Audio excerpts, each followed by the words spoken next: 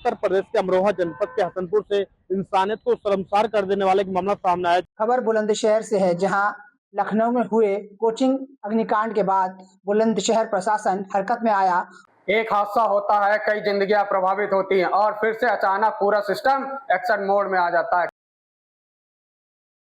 उत्तर प्रदेश के अमरोहा जनपद के हसनपुर से इंसानियत को शर्मसार कर देने वाला एक मामला सामने आया, जहां एक मुस्लिम युवक ने मासूम बच्चे के साथ कुकर्म की घटना को अंजाम दिया। फिलहाल पुलिस ने मुकदमा दर्ज कर आरोपी की तलाश शुरू कर दी है। ये पूरा मामला हसनपुर कोतवाली क्षेत्र के गांव का है, जहां एक मुस्लिम युवक एक मासूम बच्चे को बहला फुसलाकर गांव के सरकारी स्कूल में ले गया, जहां उसने उसके साथ लालच देकर उसके साथ कुकर्म की घटना को अंजाम दिया। किसी तरह मासूम बच्चा छूटकर अपने घर पहुंचा और परिजनों को आप सुने, जिसके बाद परिजनों के होश उड़ गए। परिजन उसे लेकर कोतवाली पहुंचे और पुलिस को तहरीर देकर मामले में कार्रवाई की मांग की, जहां पुलिस ने मासूम को मेडिकल परीक्षण के लिए भेजा है। इस पूरे मामले में हसनपुर सीओ ने बताया कि तहरीर के आधार पर मुकदमा पंजीकृत कर लिया गया है, आरोपी की तलाश की जा रही है। खबर बुलंदशहर से है, जहां लखनऊ में हुए कोचिंग अग्निकांड के बाद बुलंदशहर प्रशासन हरकत में आया और जो कोचिंग सेंटर हैं उन पर छापेमार कार्रवाई की। आपको बता दें, बुलंदशहर प्रशासन जो है कोचिंग सेंटर पर छापेमार कार्रवाई कर रहा है। इस दौरान बुलंदशहर प्रशासन ने कई कोचिंग सेंटरों पर छापेमार कार्रवाई की, जिसमें बता दें आपको मानकों को पूर्ण कर रहे हैं कि नहीं कर रहे, ये देखा गया। एग्जिट पोल है या नहीं है, ये देखा गया, क्योंकि अगर कोई घटना हो जाती है तो निकलने का रास्ता कहां से होगा, ये तमाम चीज देखी गई। जो अग्निशमन उपकरण है वो है या नहीं है। और इस दौरान कई ऐसे कोचिंग सेंटर मिले जिस पर ये खामियां पाई गई, जिसमें एग्जिट पोल जो नहीं था, अगर कोई घटना हो जाती है तो बाहर निकलने का जो रास्ता है वो भी नहीं था। और कई तो ऐसे कोचिंग सेंटर थे जिस पर जो अग्निशमन उपकरण है वो भी नहीं थे। हालांकि जो प्रशासन है लगातार इन कोचिंग सेंटरों पे कार्रवाई की बात कर रहा है, क्योंकि लखनऊ में हुए एक बड़े अग्निकांड में कई लोगों ने अपनी जान गंवा दी। क्योंकि अगर वहां पर कोई ऐसी व्यवस्था होती कि जो लोग हैं वहां से बच निकलते, तो जो लोगों की मौत हुई है वो इतनी मौतें ना हो पाती। इसी के चलते बुलंदशहर प्रशासन इस कार्रवाई को कर रहा है। हालांकि बुलंदशहर प्रशासन का कहना है कि जो कोचिंग सेंटर हैं उन पर छापेमार कार्रवाई चल रही है और जो अवैध कोचिंग सेंटर हैं उनको देखकर उन पर कार्रवाई जो है वो सख्त से सख्त की जाएगी।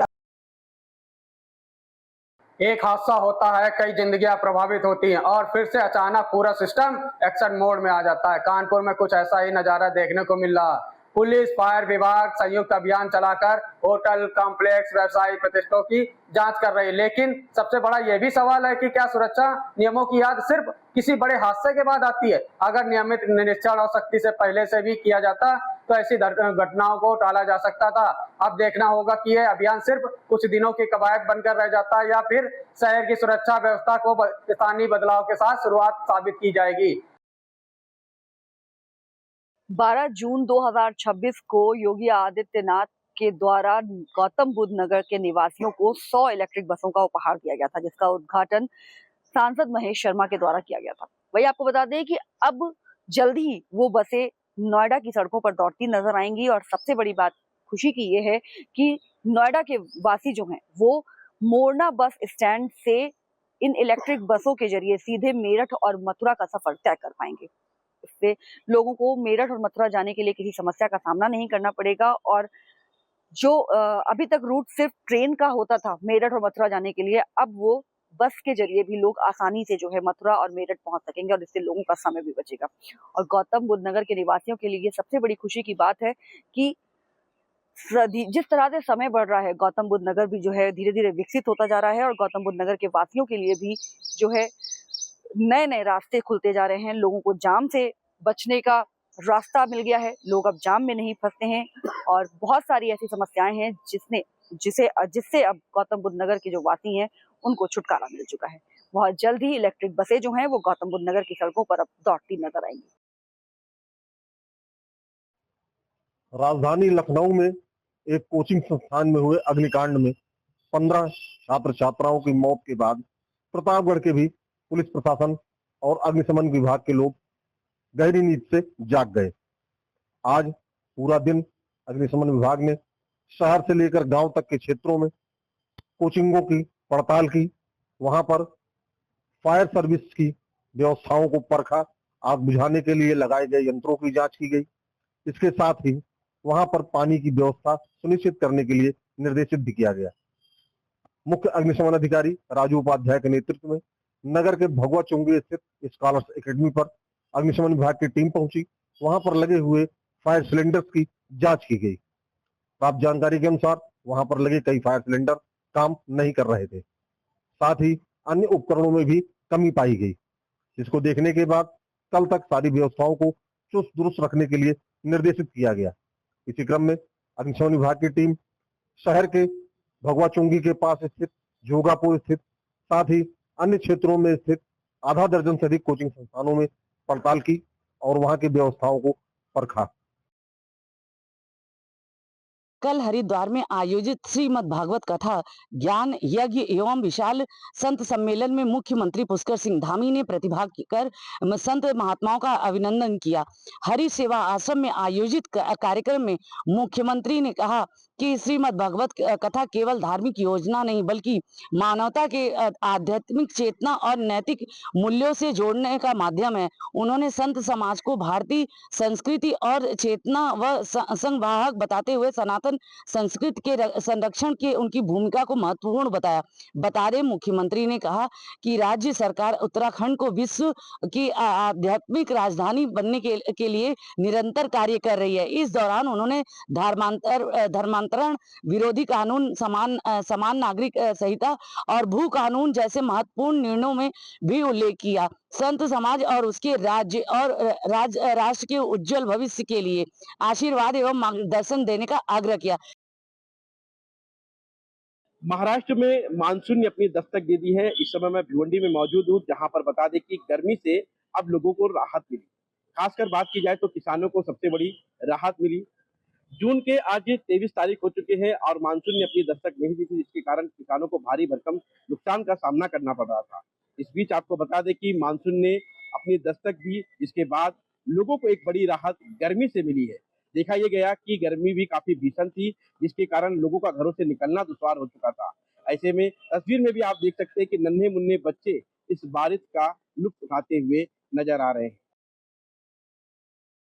पाचोरा तालुका कासमपुरा ग्राम पंचायत में अंतर्राष्ट्रीय विधवा दिन के अवसर पर एकल महिला दिन मनाया गया। महात्मा ज्योतिबा फुले इनके 200वें जयंती वर्ष के अवसर पर शासन की ओर से एकल महिला दिन मनाने का परिपत्रक निकाला गया। उसके चलते कासमपुरा ग्राम पंचायत में सरपंच के हाथों महात्मा ज्योतिबा फुले इनकी प्रतिमा का पूजन करके एकल महिला दिन मनाया गया। महात्मा ज्योतिबा फुले ने विधवा महिला और बाल विधवा महिलाओं के लिए एक बहुत सराहना काम किया है, क्योंकि पहले जमाने में बाल विवाह होता था और अगर किसी महिला का पति गुजर जाता है तो उसे दूसरा विवाह करने की इजाज़त नहीं थी। अपना जीवन अंधेरी कोठरी में गुजार कर जीवन पूरा व्यतीत करती थी। इसलिए इस कुप्रथा के विरोध में महात्मा ज्योतिबा फुले ने काम करके विधवा पुनर्विवाह कायदा मंजूर करके विधवा महिलाओं को एक नया जीवन दान दिलाया था। इसलिए उनके जन्म दिन वर्ष के अवसर पर एकल महिला दिन मनाया गया। विधवा शब्द के बदले एकल महिला शब्द यूज करने का शासन परिपत्रक निकाला गया है और एकल महिलाओं को कुछ दिक्कतें आती है और उनके जीवन मान ऊंचा करने के लिए महिला बचत के गट की ओर से उन्हें उद्योग व्यवसाय में शामिल करके उनका जीवन पूरा अच्छी तरीके से व्यतीत होने के लिए शासन की ओर से पूरी तरह से प्रयत्न किए जा रहे हैं। और इस कार्यक्रम के वक्त ग्राम पंचायत कारकुन राजेंद्र भाऊ खरे, आंगनवाड़ी सेविका वनिता खरे, जयश्री राजपूत, आशा वर्कर काजल खरे और कई एकल महिला इस कार्यक्रम में उपस्थित थे। बनासकांठा जिला के अंदर प्रवेश उत्सव के बारे में गुजरात राज्य सरकार द्वारा शिक्षा का सार्वत्रिकरण एवं कन्या केळवणी को प्रोत्साहन देने हेतु दिनांक 23, 24, 25 जून मतलब 3 दिन तक बनासकांठा के अंदर शाला प्रवेश उत्सव मनाया जाएगा। खेती, पशुपालन एवं सरकारी क्षेत्र का गढ़ माना जाने वाला बनासकांठा के अंदर शाला प्रवेश उत्सव को प्रगति उत्सव के रूप में मनाया जाएगा और बनासकांठा के अंतिम छोर तक रहने वाले बच्चों को शाला प्रवेश उत्सव के दौरान शिक्षा प्रथम कक्षा में प्रवेश दिया जाएगा। बाल वाटिका में पूरे बनासकांठा में 12,500 छात्र एवं 12,000 से ज़्यादा छात्राओं को प्रवेश मिलेगा। बनासकांठा जिला के अंदर प्रथम कक्षा में करीबन 36,000 से ज़्यादा छात्रों को प्रवेश दिया जाएगा। गुजरात और बड़ौदा में आगामी मुस्लिम त्यौहार के अनुलक्ष्य में आज डभोई तहसील में एक मीटिंग का आयोजन किया गया, जिसमें पुलिस तंत्र द्वारा और एसपी आकाश पटेल की अध्यक्ष स्थान में आज मीटिंग का आयोजन किया गया, जिसमें विधायक शैलेश मेहता और मंत्रीगण और पदाधिकारीगण उपस्थित रहे और हिंदू मुस्लिम आगेवान भी उपस्थित रहे। आगामी त्यौहार शांतिपूर्ण माहौल में मनाया जाए ऐसी सूचना दी गई और मुस्लिम और हिंदू भाईचारा के साथ ये त्यौहार मनाया जाए ऐसी सूचना दी गई और शांति समिति की मीटिंग शांतिपूर्ण माहौल में पूर्ण हुई। राजधानी रायपुर के सेंट पॉल स्कूल परिसर के पास बने निर्माणाधीन विवादित ढांचे को लेकर मंगलवार यानी आज सुबह 5 बजे से लेकर अभी तक लगातार बुलडोजर एक्शन हो रहा है। मुख्यमंत्री विष्णुदेव साय के नेतृत्व में यहाँ पे प्रशासन ने लगातार ध्वस्त कर दिया है। सुबह से शुरू हुए इस अभियान में जेसीबी और अन्य भारी मशीनों के माध्यम से निर्माणाधीन भवन को हटाया जा रहा है। लगातार उनके द्वारा कार्रवाई भी की जा रही है। पुलिस ने छावनी में तब्दील कर दिया है यहाँ के इलाका को, साथ में सुरक्षा के व्यापक इंतजाम किए गए हैं। मौके पर यहाँ पर अपर कलेक्टर राजस्व विभाग की टीम, एडीसीपी नगर निगम की टीम, यहाँ पे पूरे विभाग के यहाँ पे टीम उपलब्ध है। साथ में पुलिस के वरिष्ठ अधिकारी भी यहाँ पे मौजूद हैं। अपनी स्थिति से निपटने के लिए यहाँ पे भारी पुलिस बल तैनात किया गया है।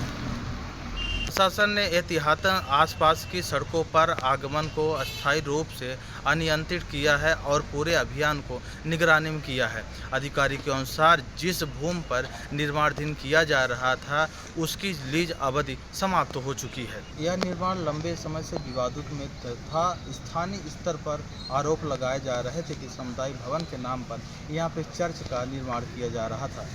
इस मुद्दे को लेकर विभिन्न संगठनों ने प्रशासन से शिकायत भी की थी कि यहाँ पर कार्रवाई की जाए। कार्रवाई को लेकर यहाँ पे मांग की गई थी, जिसको लेकर आज भारी सुरक्षा व्यवस्था के बीच चले इस अभियान के दौरान क्षेत्र के लोगों में भीड़ भी यहाँ पे जुटी रही, लेकिन प्रशासन ने सतर्कता के चलते यहाँ पे कानून व्यवस्था को पूरी तरह समान बनाए रखी है।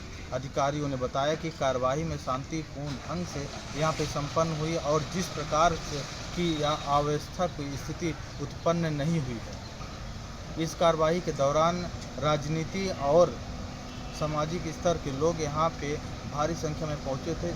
चर्चा तेज हो गई थी कि राज्य सरकार की समर्थकों का कहना है कि मुख्यमंत्री विष्णुदेव साय के नेतृत्व में बड़ी कार्रवाई राजधानी रायपुर में यहाँ पे की गई। प्रदेश में कानून का राज अस्थायी करने, सरकारी भूमि के नियमों की रक्षा के लिए यहाँ पे लगातार प्रभावी कदम उठाए जा रहे हैं। मुख्यमंत्री के नेतृत्व में यहाँ पे प्रशासन द्वारा नियमों का उल्लंघन के मामलों पर निष्पक्ष रूप से सशक्त कार्रवाई की जा रही है। लखनऊ अग्निकांड के बाद आपको बता दें कि गौतम बुद्ध नगर में फायर विभाग और शिक्षा विभाग जो है वो अलर्ट मोड पे है। जगह जगह कोचिंग सेंटर्स के निरीक्षण किए जा रहे हैं और ये देखा जा रहा है कि कोचिंग में एनओसी है या नहीं है। वहीं आपको बता दें कि इस निरीक्षण के दौरान, इस अभियान के दौरान जो है सेक्टर 104 की ओम एजुकेशनल कोचिंग को जो है आज सील कर दिया गया। वहां पर एनओसी न मिलने पर जो है ये कार्रवाई की गई। वहीं आपको बता दें कि अधिकारियों का कहना है कि ये अभियान अब लगातार जारी रहेगा जब तक सारी कोचिंग्स के निरीक्षण नहीं हो जाते। वहीं कोचिंग और गेमिंग जोन को जो है लगातार जांचा जा रहा है और सारे उनके कागज भी चेक किए जा रहे हैं। फिलहाल अधिकारियों का कहना है कि सुरक्षा हमारे अपने हाथ में होती है, हमें सुरक्षित रहना चाहिए और हमें जो है सूझबूझ के साथ काम लेना चाहिए। बाकी ये अभियान जो है वो लगातार ऐसे ही जारी रहेगा। कोचिंग्स को उनसे उन्होंने अपील की है कि अगर उनकी किसी भी कोई भी तरह के कागज पूरे नहीं है या कोई भी तरह की लापरवाही देखने को मिली तो उन पर सख्त कार्रवाई भी हो सकती है। 13 वर्षीय मासूम की हत्या के विरोध में परिजन और ग्रामीणों ने स्टेट हाईवे जाम कर किया विरोध प्रदर्शन। खबर मध्य प्रदेश के बैतूल से है, जहां मुल्ताई थाना क्षेत्र अंतर्गत ग्राम ताईखेड़ा के निवासी 13 वर्षीय अंकुश आके की निर्मम हत्या कर दी गई, जिसके विरोध में ग्रामीण एवं ताई आटनेर मार्ग को जाम कर जोरदार प्रदर्शन किया। मामले की सूचना लगते ही मुल्ताई थाना प्रभारी विकास पटेल दल बल के साथ मौके पर पहुंचे एवं ग्रामीणों को समझाइश दी। बताया जा रहा है कि थाना प्रभारी विकास पटेल ने ग्रामीणों को बताया कि मामले में पुलिस द्वारा 2 आरोपियों को गिरफ्तार कर लिया गया है, जिन्हें माननीय न्यायालय में पेश किया जा रहा है। छिंदवाड़ा बैतूल हाईवे पर भीषण सड़क हादसे में 6 लोगों की मौत। मुख्यमंत्री ने की संवेदनाएं व्यक्त। छिंदवाड़ा नेशनल बैतूल हाईवे पर सोमवार सुबह टेमनी खुर्द के पास पिकअप और ट्रक की आमने सामने की भिड़ंत हो गई। हादसे में 6 लोगों की मौत हो गई थी, जबकि करीब 20 लोग घायल थे। स्थानीय लोगों और पुलिस प्रशासन की मदद से जिला अस्पताल में भर्ती कराया गया था, जिसमें से 16 घायलों को आईसीयू में भर्ती कराया गया था। मृतकों में 4 महिला और 2 पुरुष शामिल है। इनमें से एक गंभीर रूप से घायल था, जिसे मेडिकल कॉलेज नागपुर रेफर किया गया है। वहीं प्रदेश के मुख्यमंत्री डॉक्टर मोहन यादव द्वारा हादसे पर संवेदना व्यक्त की गई है और मुख्यमंत्री डॉक्टर मोहन यादव ने मृतक परिवारों को 4-4 लाख रुपए और गंभीर रूप से घायलों को 1-1 लाख रुपए, घायलों को 50-50 हजार रुपए की सहायता राशि देने की घोषणा की है। मैं इस वक्त मौजूद हूं मध्य प्रदेश के धार जिले के धामनोद में आधे घंटे तक आंधी तूफान और बिजलियों की गड़गड़ाहट के साथ झमाझम बारिश हुई। किसानों के चेहरों पर लौटी मुस्कान। आपकी जानकारी के लिए बता दें कि धार जिले के धामनोद क्षेत्र में मंगलवार को करीब दोपहर में आधे घंटे तक आंधी तूफान और बिजलियों की गड़गड़ाहट के साथ जोरदार बारिश हुई है। अचानक बदलते मौसम के चलते क्षेत्र में तेज हवाओं के साथ झमाझम बारिश का दौर चला, जिससे लोगों को गर्मी और उमस से राहत मिलेगी। बारिश से खेतों में नमी बढ़ने के साथ साथ किसानों के चेहरों पर मुस्कान भी देखने को मिली है। किसानों का कहना है कि समय पर हुई बारिश से खरीफ फसलों की बुआई और फसलों की बढ़ावर में काफ़ी लाभ मिलेगा। लंबे समय से अच्छी बारिश का इंतजार कर रहे किसानों ने राहत की सांस ली है और इसे खेती के लिए शुभ संकेत बताया जा रहा है। वहीं बारिश के कारण सड़कों पर पानी भर गया और मौसम सुहाना हो गया। क्षेत्रवासियों ने भी तेज गर्मी से राहत महसूस की। किसानों को उम्मीद है कि आने वाले दिनों में भी अच्छी बारिश होने की कृषि कार्यों में तेजी आएगी। इंदौर में पदस्थ पटवारी अनुशुल जोसेफ को आज इंदौर कलेक्टर शुभम वर्मा ने तत्काल प्रभाव से सस्पेंड कर दिया है। दरअसल मामला कुछ यूं है कि एक किसान ने कलेक्टर से शिकायत की थी कि पटवारी बटांकन के आदेश के बाद भी बटांकन नहीं कर रहे हैं और उससे 2 लाख रुपए की रिश्वत मांग रहे हैं। इस पर शुभम वर्मा कलेक्टर ने तत्काल प्रभाव से पटवारी को आज सस्पेंड कर दिया है। मध्य प्रदेश की मंदसौर जिले की बड़ी नगरपालिका है, जहां अरबों का बजट पास होता है, लेकिन यहाँ की जनता फिर भी प्यासी है। अब हम आपको बता दें कि आज कांग्रेस के पार्षद, कांग्रेस के पदाधिकारी, जिलाधिकारी और जिले विधायक कांग्रेस के द्वारा एक रैली निकाली गई और रैली में मटके साथ में ले गए और सभी ने मटके को नगर पालिका के सामने फोड़े। फोड़ने का कारण ये रहा कि अरबों की नगर पालिका और करोड़ों की पेयजल व्यवस्था थी, वो चरमरा गई है। या जनता को पानी मिल नहीं रहा है, एक दिन छोड़ करके पानी मिल रहा है और वो भी साफ स्वच्छ नहीं मिल रहा है। नगर पालिका कार्यकर्ताओं के अनुसार उनका कहना है कि कई वार्ड प्यासे हैं, वहाँ टैंक पानी का नहीं पहुँच पाता है, पानी नहीं मिल रहा है और नगर पालिका कोई उचित व्यवस्था नहीं कर रही है, बल्कि पानी के नाम से करोड़ों रुपए खर्च होने के बाद भी मंदसौर की नगर पालिका के द्वारा नगर की जनता प्यासी है। नीमच जिले की नीमच में आज जन सुनवाई के दौरान उस वक्त हर कोई हैरान रह गया जब ग्राम तुर्किया का किसान किशोर गुजर हाथ में खाली कटोरा और मिट्टी के मटके में बलराम योजना की अस्थियां लेकर पहुंचा। कलेक्टर कार्यालय पहुंचा किसान ने आरोप लगाया कि सरकार की बलराम योजना में उसके नाम पर 1,19,108 रुपये स्वीकृत हुए, लेकिन खाते में सिर्फ 15,000 रुपये ही पहुंचे, जबकि बाकी राशि कथित रूप से दूसरे खातों में ट्रांसफ़र कर दी गई है। किसान का कहना है कि योजना की राशि सीधे डीबीटी के माध्यम से हितग्राहियों के खाते में आना थी, लेकिन नियमों को दरकिनार कर बड़ा खेल खेला गया। किशोर गुजर ने सरपंच, सचिव और संबंधित अधिकारियों पर मिलीभगत के गंभीर आरोप लगाए हैं और एफआईआर दर्ज कर निष्पक्ष जांच की मांग की है। किसान ने चेतावनी दी है कि यदि कार्रवाई नहीं हुई तो मामला ईओडब्ल्यू, लोकायुक्त और सीबीआई तक ले जाया जाएगा। जन सुनवाई में हुआ यह अनोखा विरोध प्रदर्शन अब पूरे जिले में चर्चा का विषय बन गया है। मध्य प्रदेश के पांडुर्ना जिले के सांदीपनी स्कूल निर्माण होने को करीबन 2 साल पूरे हो चुके हैं। पांडुर्ना जिले में सौसर और पांडुर्ना में 2 स्कूलों का निर्माण और संचालन करीबन 2 वर्ष से हो चुका है, परंतु अब तक की आने जाने वाले दूर दराज के बच्चों के लिए सांदीपनी स्कूलों में बस सुविधा उपलब्ध नहीं है। तो वही लोगों का आरोप है कि जिस तरीके से ग्रामीण अंचलों और क्षेत्रों की जो सरकारी स्कूलों को बंद कर अब सांदीपनी स्कूल में कन्वर्ट कर दिया गया है, ऐसे में अब बच्चों को दूर दराज से जो बच्चे आ रहे हैं वो निजी वाहन में आ रहे हैं और जिन बसों में भी ठूस ठूस कर बच्चों को बिठाला जा रहा है। तो बीते विधानसभा सत्र के दौरान कांग्रेस के विधायक विजय चौरे ने बस के टेंडर को लेकर भी आवाज उठाई थी, परंतु जो आवाज उठाई थी अब तक की बस का टेंडर नहीं हुआ है और जो ग्रामीण क्षेत्र के जो बच्चे स्कूल तक आ रहे हैं उनको अब तक बस का लाभ नहीं मिल रहा है। आखिर देखना है कि आने वाले समय में कब तक बच्चों को इस सुविधा का लाभ हो पाता है। खाद, बिजली, डीजल, पेट्रोल की बढ़ती कीमतों को लेकर कांग्रेस ने किया विरोध प्रदर्शन। एसडीएम कार्यालय पहुंचकर ज्ञापन सौंपने का किया प्रयास। जी हम बात कर रहे हैं उमरिया जिले के मानपुर की।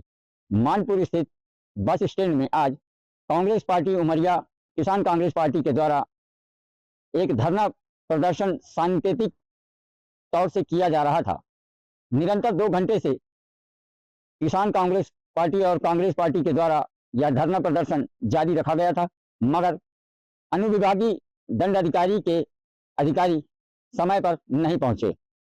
निरंतर 2 घंटा प्रयास जारी था, मगर अधिकारी के नहीं आने से किसान कांग्रेस पार्टी और कांग्रेस पार्टी में भारी नाराजगी देखने को मिली।